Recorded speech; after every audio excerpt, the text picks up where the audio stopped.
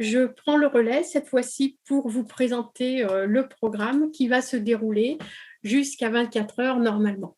Donc pour cette deuxième nuit des 10, comme on vous l'a dit, nous avons choisi le thème du livre accessible pour les 10.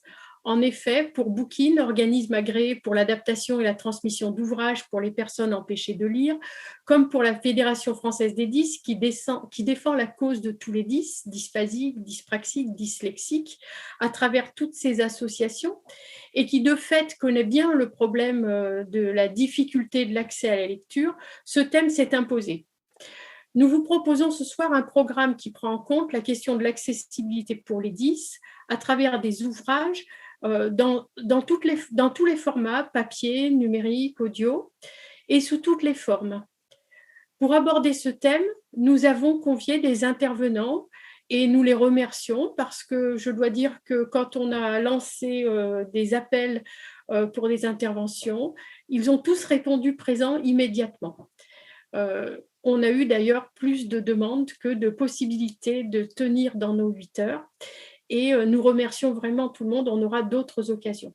Donc ces intervenants agissent à tous les niveaux de la chaîne du livre, des auteurs, des illustrateurs, des éditeurs, des libraires. Nous avons aussi voulu donner la parole à tous ceux que j'appellerais des passeurs culturels, tous ces intermédiaires qui référencent, valorisent cette production littéraire accessible et ou la mettent à disposition des publics. Les bibliothécaires, les organismes agréés au niveau national et international, nous le verrons, les associations, les syndicats d'éditeurs. Il nous apparaît aussi indispensable d'informer les publics 10 sur leurs droits et sur la multitude de ressources adaptées auxquelles ils peuvent avoir accès pour leurs loisirs, mais aussi pour leurs études. Ces questions seront abordées lors de l'intervention d'une représentante du ministère de la Culture qui présentera la loi sur l'exception au droit d'auteur en faveur des personnes en situation de handicap, dont on a parlé dans l'introduction de cette nuit des 10, et ainsi que d'un représentant de l'Éducation nationale via sa mission numérique école inclusive qui nous parlera de toutes les ressources adaptées dans le domaine pédagogique. On se rend compte aussi que parmi les personnes empêchées de lire, les personnes avec un handicap visuel sont beaucoup plus au fait que les 10 de leurs droits et des ressources adaptées disponibles pour compenser leurs difficultés. C'est quelque chose que nous expliquerons notamment. Nous expliquerons les responsables d'un rapport Adopi sur ce terme qui a fait une comparaison entre l'accès aux livres numériques pour les publics 10 et les publics visuels pour proposer une offre adaptée.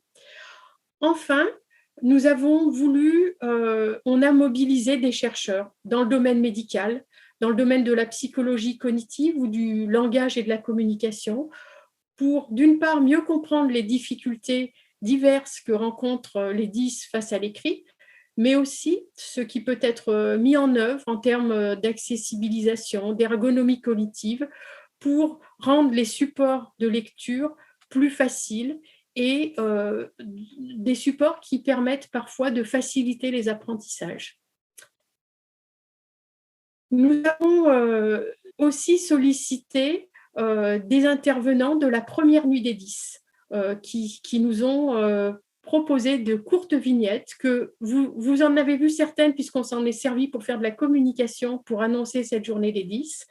Certains seront présentés ce soir, d'autres ont déjà été présentés, diffusés. Mais de toute façon, sur le site de la Fédération française des 10, vous retrouverez tous ces intervenants sous la rubrique « Que sont-ils devenus ?» Enfin, ce programme ne serait pas complet si l'on ne mentionnait pas les principaux intéressés, les 10, qui vont émailler de leurs témoignages de nombreuses interventions et qui ont pris part à une œuvre collective, le 10 Marathon, que Danielle Girard, présidente de Bookin, aura le plaisir de vous présenter très prochainement. Et donc, sans plus attendre, maintenant que vous connaissez tout le programme et que vous avez pu éventuellement le voir sur le site, je laisse la parole à Nathalie Gros, présidente de la FF10, qui va vous présenter la première intervenante, Stéphanie Iannuzzi.